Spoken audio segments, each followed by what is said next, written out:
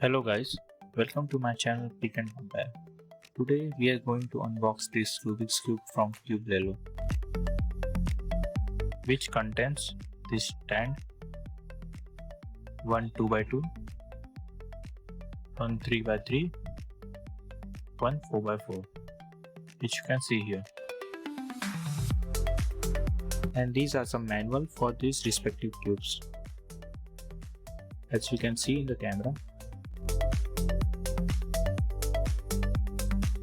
Now let's unwrap the cube.